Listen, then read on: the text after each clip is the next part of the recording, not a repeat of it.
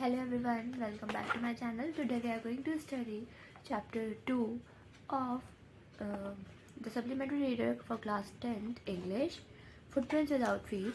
The second chapter's name is The Thief Story. So before you read, a young boy makes friends with Anil. Anil trusts him completely and employs him. Does the boy betray his trust? Now we have to find a question. Does the boy betray Anil's trust? So let's get started. I was still a thief when I met Anil, and only 15. I was an experienced and fairly successful hand. Anil was watching a wrestling match when I approached him, and he was about 25, a tall, lean fellow, and he looked easygoing, kind, and simple enough for my purpose. I hadn't much luck of late and thought I might be able to get into the young man's confidence. सो मैं तब भी एक चोरी था जब मेरे को अनिल मिला और मैं सिर्फ 15 साल का था और एक एक्सपीरियंस्ड और चोरी में मतलब मेरा बहुत फेयरली सक्सेसफुल हैंड था, कभी पर पकड़ा नहीं गया। और जब मैं अनिल से मिला तो अनिल रेसलिंग मैच देख रहा था जब मैं वहाँ पहुँचा, और वो एक 25 ईयर्स का means 10 years bigger than older than the thief, right. तो मैं 10 साल बड़ा था, वो मुझसे 25 साल का था। एक टॉल, एक लंबा लीन फैलो था और बहुत काइंड लुकिंग थी उसकी, मतलब simple enough for my purpose. मतलब मैं अगर उसे रॉब कर लूँ तो मेरे को कोई परेशानी नहीं आने वाली। बट और मेरे को ना लेट करने का, यानी कि मैं जल्द से जल्द चोरी करके भाग जाता हूँ। यंग मैन कॉन्फिडेंस में जल्दी से जल्दी आने का कोशिश करता हूँ। Okay, so you look a bit of wrestler yourself. I said a little flattery helps in making friends. So do you, he replied, which put me off for a moment because at that time I was rather thin.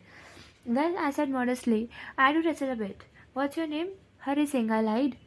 I took a new name every month that kept me ahead of police and my former employers. So उसने start करा, हरी ने क्या कहा कि मैं जो हूँ, तुम तो एक रेसलर योरसेल्फ लगते हो। मतलब उसने एक तरीके से उसका कॉन्फिडेंस जीतने के लिए, उसे फ्रेंड बनाने के लिए कहा तुम एक रेसलर लगते हो। अच्छा, उसने कहा तो अनिल कहता है सो डू यू, तुम भी लगते हो। और वेल तो जो हरी था उसने कहा हाँ बिल्कुल मैं भी करता हूँ। उसने कहा वो लेकिन उसे लगा मतलब सो डू यू सुन के हाँ तुम भी लगते हो रेसलरी, ये सुन के जो हरी था उसे लगा मतलब उससे एक अजीब सी फीलिंग आई क्योंकि वो बहुत पतला था। नाउ जो अनिल था वो पूछता तुम्हारा नाम क्या, तो बोलता हरी सिंह। आई लाइड, यानी कि मैंने झूठ बोला। क्यों? क्योंकि हरी जो था वो हर महीने अपना नाम बदलता था, यानी कि हर महीने वो एक चोरी करता था जिससे कि उसे अपना नाम बदलना पड़ता था जिससे कि वो पुलिस से दूर रह सके। After this introduction Anil talked about the well oiled wrestlers who were grunting, lifting and throwing each other about. I didn't have much to say. Anil walked away. I followed casually. Hello again, he said. I gave him my most appealing smile. I want to work for you, I said, but I can't pay you. तो अब इस introduction के बाद अनिल ने थोड़े से wrestlers के बारे में बातें करी, और लेकिन मेरे पास कुछ था ही नहीं बताने के लिए। क्यों? क्योंकि मैं तो बिल्कुल भी रेसलर्स मैच भी नहीं देखता, ना रेसलर हूँ, तो मुझे कुछ पता नहीं था, तो मैं कैसे बात करता ना। जो अनिल था वो आगे चलने लगा तो हरी ने भी उसे फॉलो करना चालू कर दिया। अब हरी ने कहा हेलो अगेन, राइट। तो अपनी पूरी अपीलिंग स्माइल में कि मैं तुम्हारे लिए काम करना चाहता हूँ, लेकिन अनिल कहता है भाई मैं तुम्हें पे नहीं कर सकता। I thought that over for a minute perhaps I had misjudged my band. I asked can you feed me. मतलब 1 मिनट के लिए मैंने सोचा कि शायद ये जो अनिल है वो मेरे को गलत समझ रहा है, कुछ अलग समझ रहा है, तो मेरे को मतलब नौकर समझ रहा है, राइट। तो मैंने बोला कैन यू फीड मी, क्या तुम मुझे खाना खिला सकते हो। उसने कहा तुम खाना बना सकते हो। तो मैंने फिर से झूठ बोल दिया कि हाँ मैं खाना बना सकता हूँ। तो अनिल ने बोला अच्छा अगर तुम खाना बना सकते हो तो शायद मैं तुम्हें फीड कर सकता हूँ, शायद मैं तुम्हें मतलब एक रहने की जगह, फीड यहाँ पे करना खाना खिलाने से ही नहीं है, मतलब फीड यानी कि उसे रहने की जगह देना, बदले में वो उसका लिए खाना बनाएगा। He took me to his room over the Jamna Street shop and told me I could sleep on the balcony, but the meal I have to cooked that night must have been terrible because Anil gave it to stray dogs and told me to be off. मतलब उस दिन के जो मील मैंने बनाया, क्योंकि मुझे तो खाना बनाना आता नहीं था, वो इतनी टेरिबल थी कि जो अनिल है उसने उसे स्ट्रे मतलब जो मील था, जो खाना था, वो स्ट्रे डॉग्स को दे दिया और मेरे को जाने के लिए कह दिया. But I just hung around smiling in my most appealing way and he couldn't help laughing. वो मतलब इतनी प्यारी अपीलिंग स्माइल को मना नहीं कर पाया. तो later he patted me on the head and said never mind, he would teach me to cook, right. कि उसने कहा उसने मुझे दिलासा दिलाया कि मैं तुम्हारे को खाना बनाना सिखा दूंगा. He also taught me to write my name and said he would soon teach me to write whole sentences and to add numbers. उसने कहा, उसे मुझे प्रॉमिस करा कि वो मुझे क्या करेगा, उसने मेरे को एक तो मेरा नाम लिखना सिखाया और उसने कहा प्रॉमिस करा कि वो होल सेंटेंसेस मुझे सिखाएगा और मैथमेटिक्स यानी कि नंबर्स को ऐड करना भी सिखाएगा, एडिशन भी सिखाएगा. I was grateful. I knew that once I could write like an educated man, there was no limit to what I could achieve. मुझे भी पता था, हरी कहता है कि मुझे पता था कि अगर एक बार मैं एजुकेटेड पर्सन बन गया ना, तो मेरे को मतलब कोई लिमिट नहीं होगी कि मेरे को जो मैं चाहता हूँ ना वो मुझे मिलेगा. I was quite pleasant working for Anil. I made the tea in the morning and then would take my time buying the days supplies.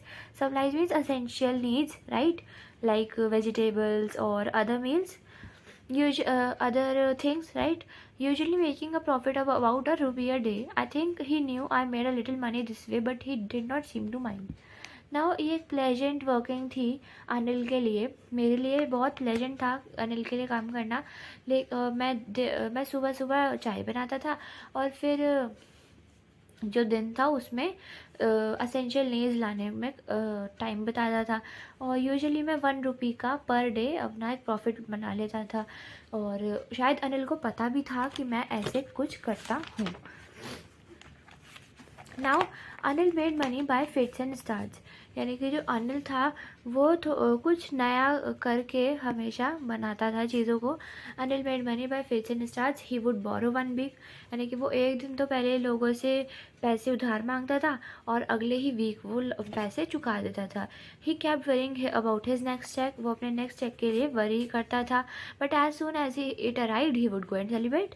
But जैसे ही चेक आता तो वो जाता अपना बाहर और अपना मस्ती करके पूरा सेलिब्रेट करके आता था.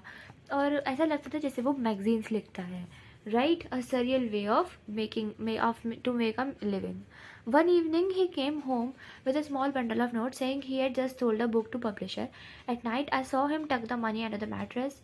Now in the evening Anil came with a bundle of notes and he told Hari that he had just sold a book to a publisher and made that money. At night, he tucked the money under his mattress. Now, I had been working for Anil for almost a month, and apart from cheating on the shopping, had not done anything in my line of work. I had every opportunity for doing so. Anil had given me a key to the door, and I could come and go as I pleased. He was the most trusted person I had ever met. So while working for Anil na, there was almost a month was over, and apart from cheating on the shopping, means like the 1 rupee he made every day in shopping, he had not done anything else, right, like robbing from Anil.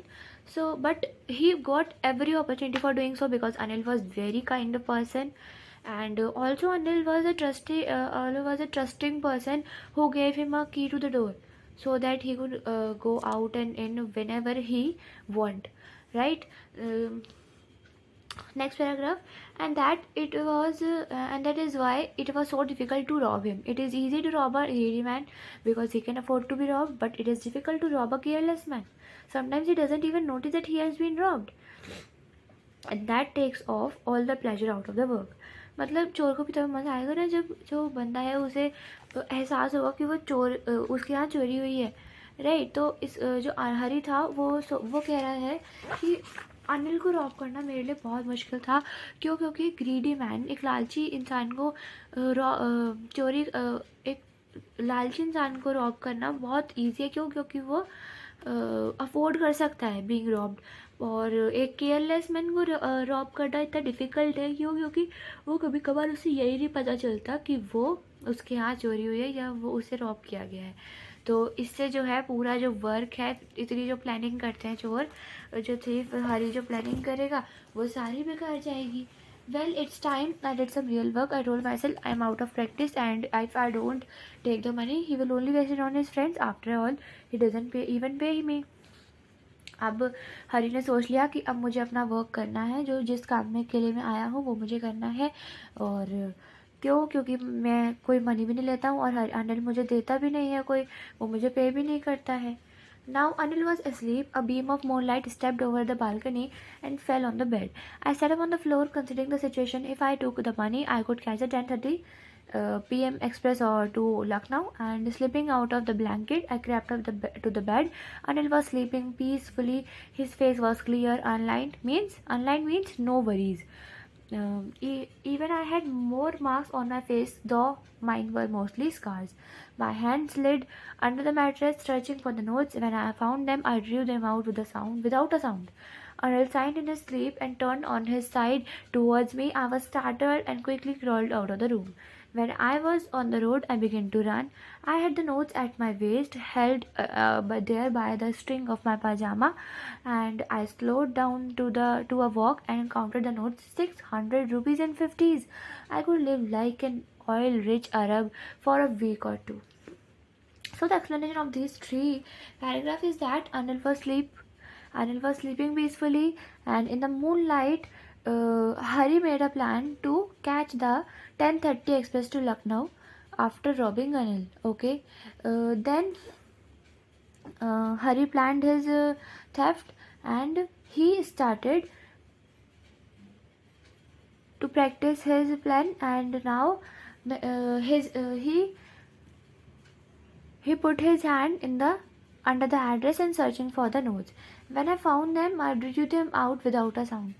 बिना किसी आवाज़ करे उसने पैसे निकाले और अपने Anil sign in his sleep and turn on his side towards me. I was startled and quickly crawled out of the room.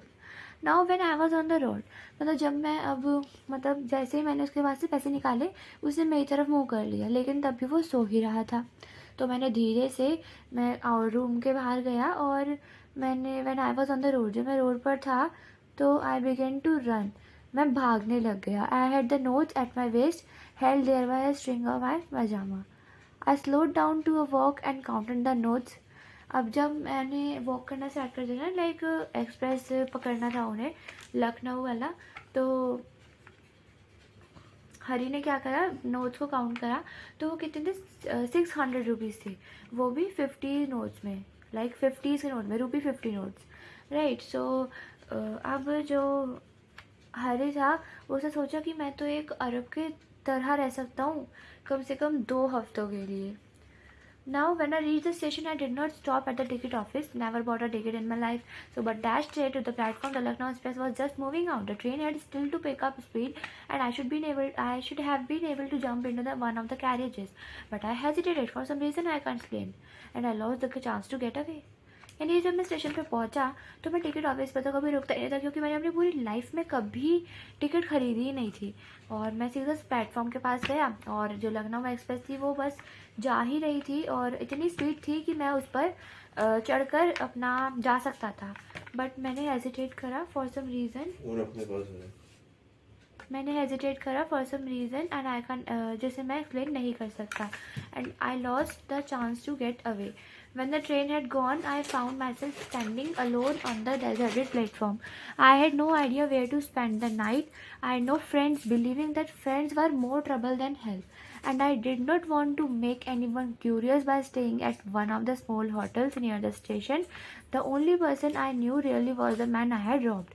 Leaving the station, I walked slowly through the bazaar.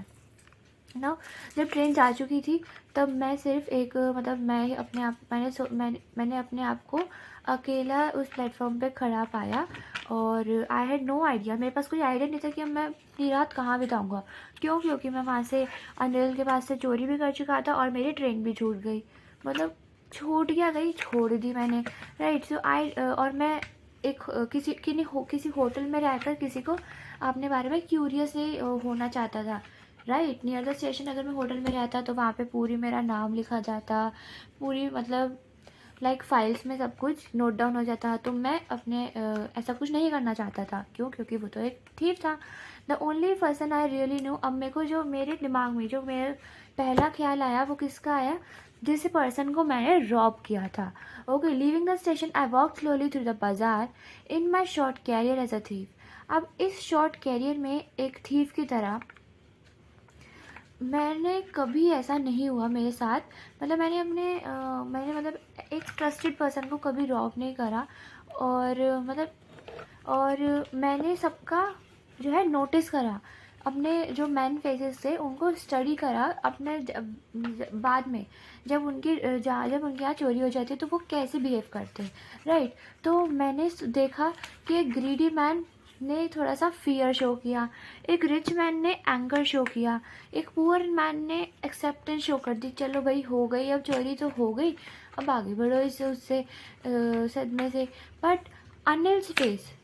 But मुझे पता था कि मैं Anil face से अगर वो discover कर लेगा ना कि उसके यहाँ चोरी हुई है या उसे मैंने चोरी करा है, मैंने रॉब करा है, तो वो जो है अब लॉस ऑफ मनी की जगह लॉस ऑफ ट्रस्ट का थोड़ा सा सैडनेस उसके टच ऑफ सैडनेस उसके मुंह पर झलक जाएगी। I found myself in the Maidan and sat down on the bench. The night was chilly. It was early November. A light drizzle added to my discomfort. Soon it was raining quite heavily. My shirt and pajamas stuck to my skin. अब जब मैं मैदान में पहुंचा तो मैंने bench पर बैठ गया और बहुत चिल थे, मतलब चिल्ली यानी कि थोड़ा सा ठंड थी क्योंकि अर्ली नवंबर थी और बारिश भी हुई जिससे कि मेरे को बहुत डिस्कम्फर्ट हो रहा था। अब soon it was raining quite heavily. My shirt, my pajamas stuck to my skin and a cold wind blew the rain across my face. अब मतलब बारिश में सब कुछ भीग गया था, मेरे पैजामा, मेरी शर्ट, सब, right. I went back to the bazaar and set down in the shelter of the clock tower and the clock showed midnight. I felt for the notes, they were damp from the rain. अब जब मैं बाज़ार वापस गया तो मैंने clock tower के नीचे शेल्टर लिया, वहाँ पे बैठ गया और जो क्लॉक थी वो मिडनाइट शो करी थी, यानी कि करीब 12 बजे। मिडनाइट होती है 12 बजे, right. So I felt for the notes. Now मैंने नोट्स के बारे में सोचा तो नोट्स जो थे वो गीले हो चुके थे because of the rain. Anil funny in the morning he would probably have given me 2 or 3 rupees to go to the cinema, but now I had it all. I couldn't cook his meals, run to the bazaar or learn to write whole sentences. Anil जो है, अनिल की money, उसमें अनिल ने मुझे probably वो मुझे 2 से 3 रुपये दे देता सुबह, जैसे कि मैं एक मूवी देखा हूँ सिनेमा पे। बट अब तो मेरे पास सारी थी, ऑल द 600 रुपीज़, एंड अब मैं उसके लिए खाना नहीं बना सकता था, ना उसके पास ना बाज़ार जा सकता था, ना मैं उससे सेंटेंसेस लिखना सीख सकता था, और I had forgotten about them in excitement of the theft. Whole sentences I knew could own one day bring me more than a few hundred rupees. It was simple matter to steal and sometimes just as simple to be caught. But to be really big man, a clever and respected man, was something else. I should go back to Anil, I told myself, if only to learn to read and write. अब वो कहता है कि वो अपने आप से बातें कर रहा है। वो कह रहा है कि मैं तो थेफ्ट यानी कि चोरी करने के एक्साइटमेंट में यही भूल गया कि मुझे होल सेंटेंसेस लिखना सीखना था, और आई न्यू वन, और मुझे ये भी पता है कि इन फ्यू हंड्रेड रुपीज़ में मेरा कुछ नहीं होएगा और इनसे ज़्यादा मैं बना सकता हूँ। समटाइम जैसे simple to be called but to be really big man, a clever respected man. मतलब एक बड़ा इंसान बनने के लिए मुझे क्लेवर मतलब एक अच्छा और होशियार रिस्पेक्टेड मैन बनना है, तो उसके लिए मुझे अनिल के पास वापस जाना पड़ेगा और जो उसकी मनी मैंने चुराई है वो वापस रखनी पड़ेगी। If only to learn to read and write, यानी कि मुझे अगर लिखना और पढ़ना सीखना है तो मुझे यही करना पड़ेगा। I hurried back to the room feeling very nervous, for it is much easier to steal something than to return it undetected. I opened the door quietly, then stood in the doorway in clouded moonlight. Now मैं जब गया room में तो मैं nervous था, and it was much easier to steal something, यानी कि उसे चोरी करना तो बहुत आसान था, लेकिन वापस रखना बिना पता चले उस चीज़ को वापस रखना और भी मुश्किल था।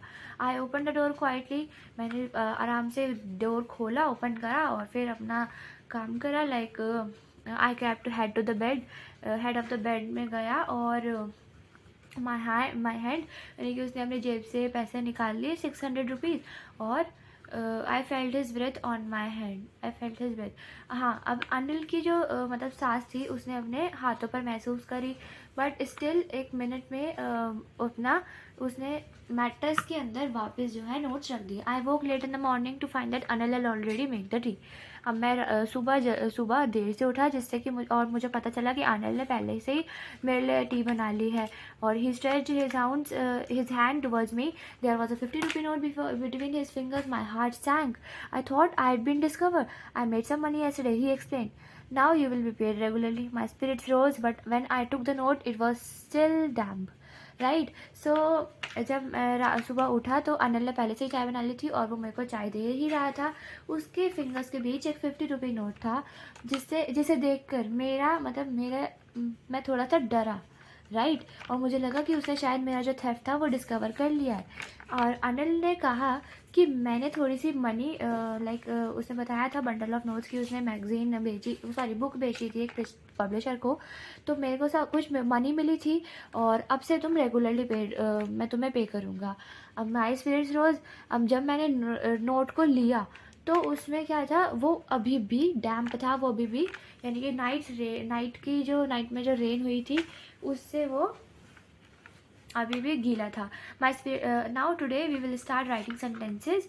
He knew, but neither his lips nor his eyes showed anything. I smiled at Annie in my most appealing way, and the smile came by itself without any effort.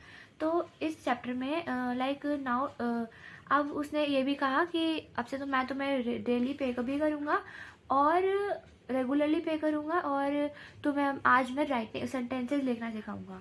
और जो हरी था उसने नोटिस करा कि अनिल के लिप्स ना कि eyes, मतलब कहीं से भी कोई भी टच नहीं लग रहा था कि उसे कोई भी फियर था या कुछ भी उसे पता चला है चोरी के बारे में। लेकिन ये भी क्लियर था कि उसे चोरी के बारे में पता चल चुका था। क्योंकि जो नोट्स थे वो डैम्प थे और रात को बारिश भी आई थी, तो ज़रूर वो पैसे लेके गया था, राइट। तो इससे और इससे इस स्टोरी से जो हमें मोरल लेसन मिलता है ना, वो ये है कि एक इतना कि invisible magic of trust and, ये एक invisible magic of trust and kindness था जो कि जिसने हरी को पूरा चेंज कर दिया, कि उसने चोरी करते करते वो अपनी चोरी नहीं कर पाया। और एक और मोरल लेसन जो है, a generous person can not give up his qualities in any situation and has the ability to transform a thief to a kind one. यानी कि जनरस पर्सन यानी कि काइंड पर्सन जो है वो अपनी क्वालिटीज़ कोई किसी भी सिचुएशन में, कोई पैरल यानी कि डेंजरस सिचुएशन में भी वो अपनी क्वालिटीज़ छोड़ता नहीं है, बल्कि अब उसके पास इतनी एबिलिटी होती है कि वो एक थीफ को एक काइंड पर्सन में बदल सके। So the chapter is written by Ruskin Bond and hope you understood. Thank you.